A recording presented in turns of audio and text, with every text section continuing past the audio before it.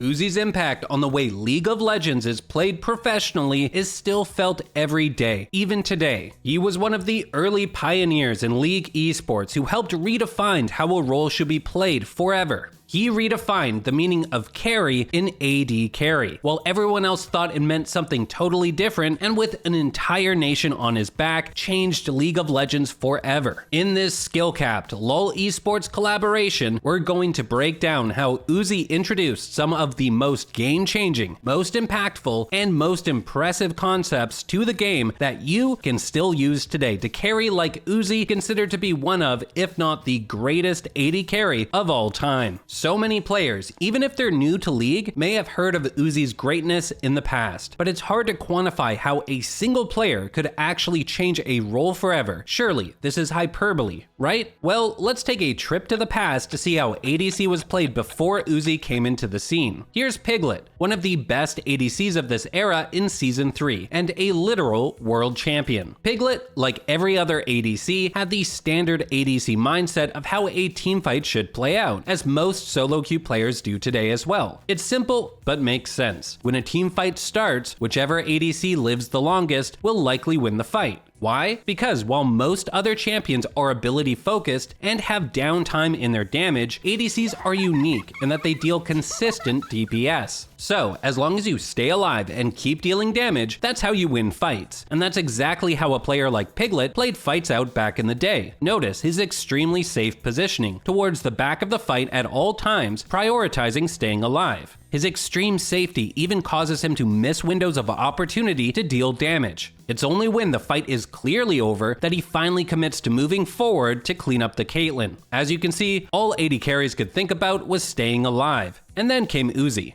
Uzi is coming in from the backside. Surprise! Here comes the Vayne. Kill for White. San's not going to escape this one. They focus down Uzi, but look at him. He's still alive. He's still surviving. He stays alive. Uzi was the very first ADC pro to truly understand that everyone's idea of how you should position in fights was backwards. Instead, he took advantage of the fact that everyone thought ADCs are easy to kill and used it to dominate teamfights, which was the exact opposite of how most ADCs played at the time. To every bot lane player watching this, think about it. What's the biggest issue you have whenever you queue up a game as a marksman? You just get one shot every fight, right? Well, what Uzi did was take that idea and turn it against his opponents. Everyone is always looking to focus the ADC because they think it's a free kill and what will immediately win the teamfight. So Uzi started making plays like these. Versus Fnatic, he W forward as Corki, baiting Orianna's ultimate out and immediately flashing backwards. Not only was he baiting out extremely impactful abilities, but you can see Soaz on Zac gets tunnel vision on killing the ADC by how aggressively Uzi is playing and overextends trying to kill him. While every other ADC was just trying to stay alive in the early days of Pro League, Uzi was doing this. He was in the front of the fight versus a fed Syndra, baiting and barely sidestepping her deadly combo, then Wing forward towards 4 players on his own. And you can see the effect in real time. Everyone on EDG could have just ran, but an ADC just jumped forward. Uzi has to be trolling, right? Wrong. Uzi knew his limits so absurdly well that he would constantly bait his opponents out with his aggressive positioning, which no other ADC would dare to do. Uzi may not have realized it himself at the time, but his absurdly aggressive positioning would soon become the foundation for how pro ADCs should play. Uzi was the main driving force in creating forward ADC, and every single pro bot laner copies this style to this day, as it is the most effective way to carry teamfights as a marksman. Let's break it down. To put it simply, it's when a marksman in a teamfight stands either parallel or even slightly ahead of their own teammates in the front line. This has a lot of unseen benefits. For starters, you can test space way more aggressively. Imagine that while a teamfight is brewing, both ADCs are standing towards the back of it. They don't have a lot of pressure, so the melee champions up front can contest space a lot more freely. Whereas if you're positioned forward as a ranged champion, it makes it much harder for the enemy melee champions to maneuver in the fight. The threat of taking a lot of damage will often force them to concede space, giving your team the advantage. But the biggest upsides of standing so aggressively definitely have to do with the fact that the enemy players will be hyper-focused on you being so far forward. Keep in mind, pro players are obviously human. They have to decide what takes priority for their attention in fights. So for example, as Uzi jumps forward as Tristana in this fight, think about what Ruler and Crown are probably thinking. Oh, there's a super strong Tristana in front of us, but we're both in range to kill her. We should turn. But because all their attention is on Uzi, they forget about everyone else, letting Xiao Hu land the easiest double stun of his life. Crown even had flash up, but he was paying so much attention to Uzi, he didn't even react to the very obvious stun coming his way. Of course, there is a clear risk to playing so aggressively as an ADC. If you're the one who gets caught out by enemy spells, you might instantly flop in the fight. In fact, that was a major issue for ADCs trying to copy Uzi's playstyle at first. In this fight between Fnatic and CLG, you can see Reckless begin to walk up a little in the fight, only to immediately be Leona ulted. He had flash, but didn't react in time. Likewise, Doublelift tries to go forward to win the fight, only to immediately get caught out by a Morgana binding, again with his flash up. This is what set Uzi apart from every other pro ADC for so long. He actually had the mechanics to play forward and not immediately blow up. Now you could say that was just his insane reaction time, but watching his games, it seems he just pre-planned what he was going to do every fight. If you go into every fight knowing exactly what the biggest dangers to your life are, then it's a lot easier to track those key spells in the middle of pure chaos, which is what made Uzi seem like he had godlike reaction speeds. And his ability to stay alive unlocked the biggest benefit of all when it comes to playing a forward ADC in fights, baiting bad engages. If you are positioned forward in a fight, fighting for space and getting free damage off with your range, the enemy team cannot ignore that. They, at some point, must contest you. If they don't, they'll just lose the game for free. What you have to understand though is that at a pro level, engaging is really difficult. Engages can easily be flashed out of, which can immediately lose the fight for the initiating team. By playing so aggressively, the thing Uzi realized that no other ADC did for years is that he was forcing enemy teams to engage faster. His pressure gave them less time to sit around and wait for a perfect opportunity. One of the best examples of this was Uzi's brilliant positioning in this fight versus Fnatic in the 2018 MSI group stage. As Fnatic force an Elder Dragon fight, Uzi marches forward, forcing Bwipo and Hylissang to concede space and use spells to stop his approach. This gives his teammates space to walk forward, but unfortunately Caps lands a massive chunk of damage, forcing RNG back once more. Fnatic secures the Elder Dragon and things look grim, but Uzi decides to take the fight into his own hands. He walks so aggressively into Bwipo and Hylissang that they both panic. Hylissang thinks Uzi is trolling, so he gets baited into wasting his ult, as Uzi casually walks back to safety, and Bwipo gets baited into walking forward into a ton of damage for free. From there, Uzi makes a brilliant move and casts his ult towards Fnatic's carries. Pay attention to this teamfight layout, as this is exactly how you want to punish enemy teams in solo queue. By playing so aggressively, Bwipo thought Uzi had made a mistake casting his ultimate and committed to try and punish him, but the rest of Fnatic isn't in range to help him at all, as they're zoned off by the feathers. Uzi basically mind-controlled Bwipo into serving himself up on a silver platter, scoring his team a free kill. Then they kill his passive and move forward to fight the 5v4. Uzi waits for the perfect moment to strike, and he's not dead yet!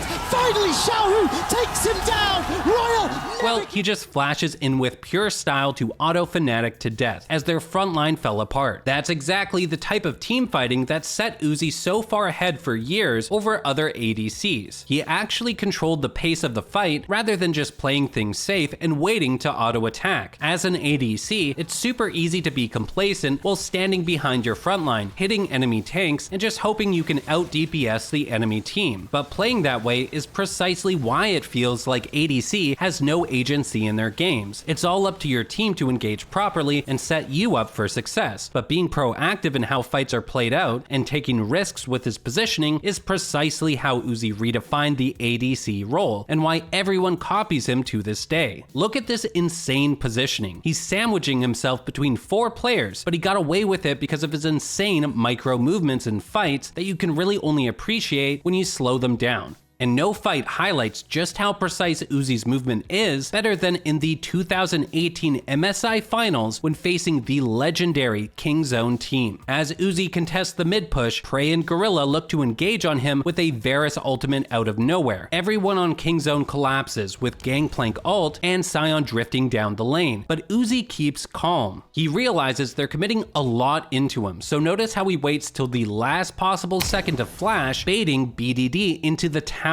This lets Ming push him even further out of position, which lets them chunk BDD for half his health. From there, Kingzone realizes their engage has gone poorly and are looking to retreat as Xiaohu comes in. Like we did before, let's take stock of the positioning of all players in this fight. Notice how Kingzone are all in range to hit Xiaohu the second he's going to come out of his pool. On the other hand, RNG is lagging behind and aren't really in range to threaten anyone besides maybe a full health Peanut. Now, pay attention to Uzi. He walks up to Prey, Gorilla, and Khan, jukes back a bit, throws a Q, and RNG win the fight. If you don't understand what just happened, you're about to learn in our special Skillcapped tip why Uzi was still the best teamfighting ADC in the world even late into his career. An extremely important concept for every role to understand when it comes to fighting in League is uptime. You want to maximize how often you're hitting your opponents. This is especially true as an ADC since your damage comes from auto attacks with no cooldowns. But you do not need to have 100%